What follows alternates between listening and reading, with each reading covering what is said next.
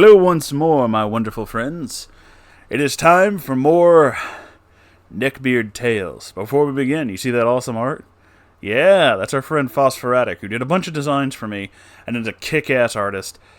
Seriously, you should check them out. Just fucking do it, it's awesome. They're totally awesome. Love you, baby. So let's get on with the story. From Reddit user, That Big Irish Goo 23, SJ versus AJ. Origins of a Legbeard. It's getting kind of dramatic. I feel like I haven't stressed just how important SJ is to me. Slim Jim, for anyone who's read my prior stories, is tall, lanky, and the epitome of good old country boy. And by far the sweetest human being I've ever met. Fiercely loyal to a T. SJ has been by my side through thick and thin, and was always there to pester. I'm sorry. It's spelled wrong. I just couldn't figure out what it was. I had to find context. Pester me about making things official with Spooky. Despite how little I discuss him in my story, he played a major role in most of them, and it's my fault as a writer for not expressing that enough. Oh, that's sweet. With that being said, SJ was not safe from the dreaded bearded ones, like Spooky and myself. SJ has given me permission to share a story for which I was merely an outsider, looking in for once. Now, on with the beardening. AJ makes a return. The former friend of Jabbabeard. Throughout high school and for a year after, she and SJ were going steady and quite happy for a while, until a few months after SJ got into a trade school and her time with him became increasingly limited. SJ was a busy boy, spending his days at work, at school, or helping his dad in field tending to crops. I don't know. The fuck? I can't read. And with what little free time he did have, he tried spending it with Spooky and I, as in his own words, quote, "You two dumbasses give me life." Aw, what a sweetheart. AJ took a back burner in his life. And before you think it, no, SJ did not ghost her. He made it painfully clear that his time was limited, and it would be better for both of them if they put their feelings on hiatus and just remained friends for the time being.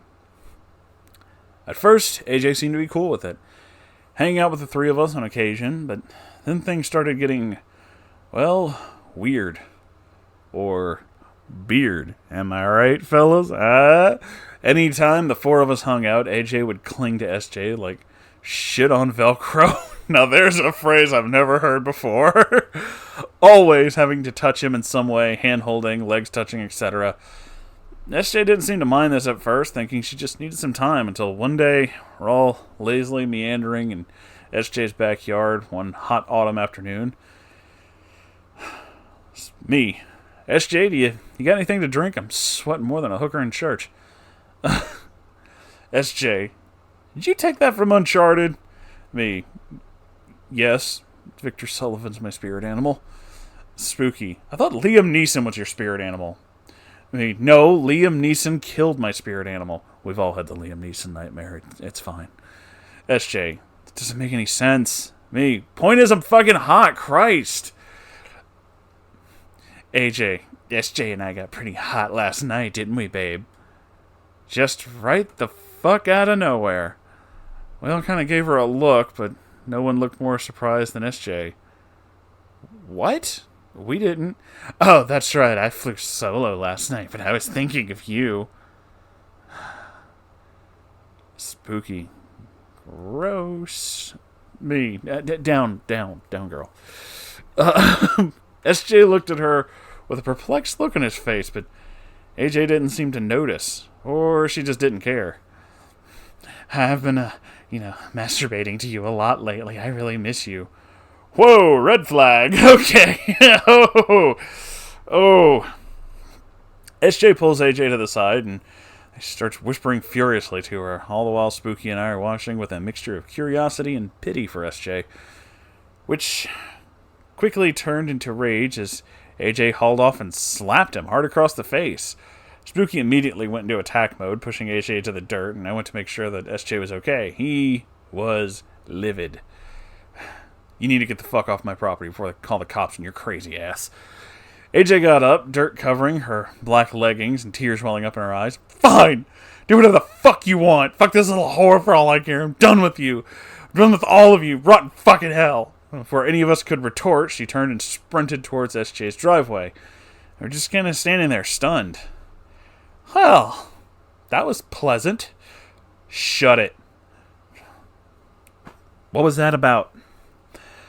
I told her she was out of line. She's making everybody uncomfortable, and she couldn't accept just being friends, and it might be better just to cut ties.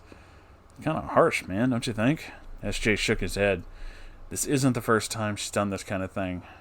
Started with her trying to sext me, then sending videos of her playing with herself, titty shots, voicemails. I'm just getting really tired of it. He looked heartbroken. Despite my simplification of their relationship, SJ was really fond of AJ, and had come to grips with the fact that he might have to cut her out of his life, and it was really hard for him to face. That's when we heard the crash. After a brief moment of staring in that general direction of the sound, all three of us began sprinting towards SJ's driveway. Upon rounding the backside of his house, we came upon a sight all country songs written by disgruntled women aspire to. My best friend's pride and joy, his brand new truck that he bought with his own money just that week, was currently in a very bad way. Windows smashed, tires slashed, doors bashed, monster mashed. Well, not the last bit, but his truck was a mess. And there, holding a heavy spade and trowel next to her handiwork, was AJ, breathing heavily, tears and sweat running down her face, red as the devil's scrotum. SJ lost his fucking mind, incoherent roaring mixed with expletives that would have made a sailor blush. It seemed to dawn on AJ that she had just royally fucked up, because as soon as she heard him, she bolted to her car and peeled out of the driveway. The three of us are beyond livid, and I urged SJ to just call the cops and report her, which he did eventually. And that's where I'll end it for now, but there's more to this little tale, and this is not the last time SJ had to deal with AJ's antics. Whoa! That, holy shit. That's a rough one. That is a rough one. I can safely say I've never had any of my exes do that. I do know a few people who that kind of thing has happened before, where they break up with someone and the relationship didn't exactly end on the best of terms, and it resulted in property damage. I live in the middle of the fucking South. Like, what do you expect? They all do it. It seems to be just a thing. So, jeez. And it's brand new, too. That's the real heartbreaker. It's that first one. That first vehicle you get, always, it doesn't matter how good or bad it is, it's always, that's the one, because you were trusted with something, and you're responsible, and now you're trying to, be that responsible.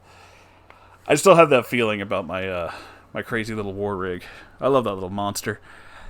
I cannot begin to imagine how absolutely pissed off I would be if somebody did that. Because you see, the only thing that SJ seems to have lucked out on with this is that the truck that has been damaged was new. Which means insurance and a lot of other things will help fix it. Especially since, it's kind of somebody breaking the law to do it. So there's a lot of insurance stuff that can help you with that. And, warranties and so on. I don't know that it'll help you perfectly, but they can help. When you're in a situation like I am with a truck that's pushing... Shit, she's old enough to drink at this point. If that happens, 9 times out of 10, there's almost no replacement. This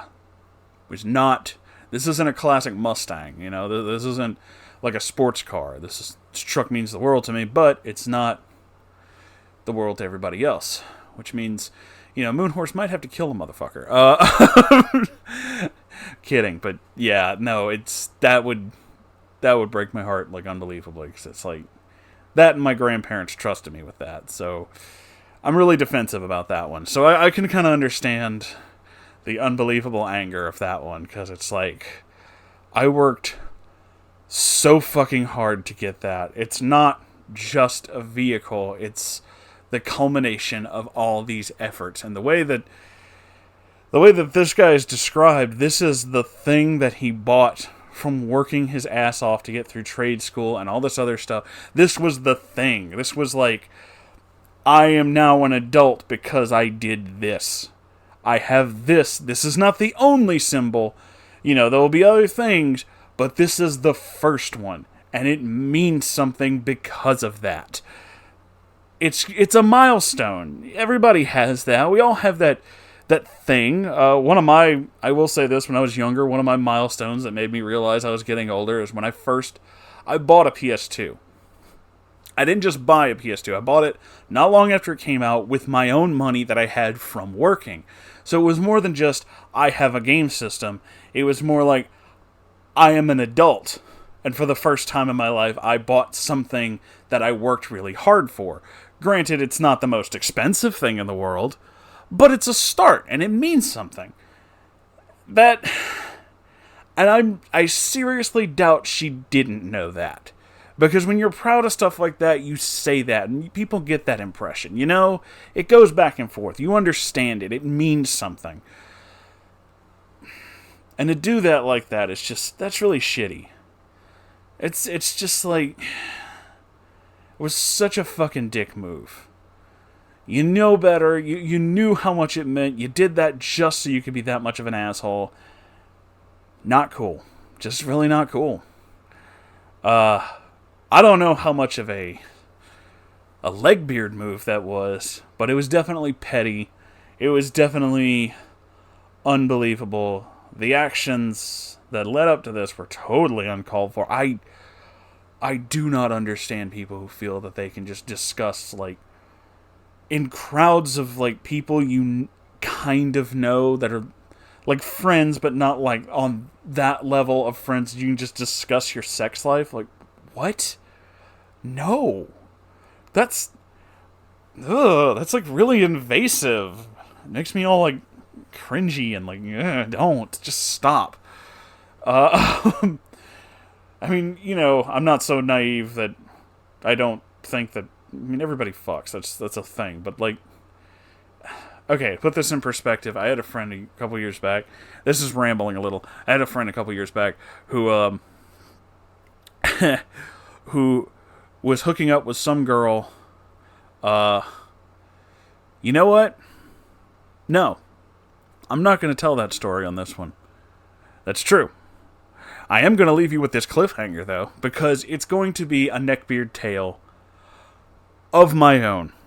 I have the story of two feuding Neckbeards, so keep an eye out for when this one comes out. Yeah. It should be the next thing, because it'll be like a podcast. But anyway, I will see you all later. I'm going to end this here. Cliffhanger. I know how much you hate it when I do that. I'm sorry. But if you like this show and you want to send me stuff, you have your own Neckbeard stories, you have your own weird people stories, just weird things in general you want to talk about, send it to my Reddit. I legitimately forgot what the word Reddit was for a second there. I haven't slept in a while. Yeah, r/Moonhorse stories. I will read it. I check it every day. I upload all these videos there, so I will see it. I have a Twitter, if that matters. It really doesn't. I don't post a lot on Twitter. But if you want to support this show, there are now 2 ways for you to do that instead of just one. I have a Patreon. You can donate to my Patreon. I would very, very much appreciate that. But if you're like, oh, I want to, send you some money, but not like with Patreon. Well, you can buy a shirt, baby. I sell t-shirts now. I got t-shirts. I got hoodies. I got all the good stuff. I can hook you up. Check it out. All the links for that stuff are in the description below. That was probably the single most YouTube thing I've ever said. Check it out, guys. It's in the description below. Can we get 500 likes on this video? Smash that like button. I think I'm going to throw up after saying that. That was disgusting. Holy shit. Okay, I'm going to go. I love you all. Goodbye.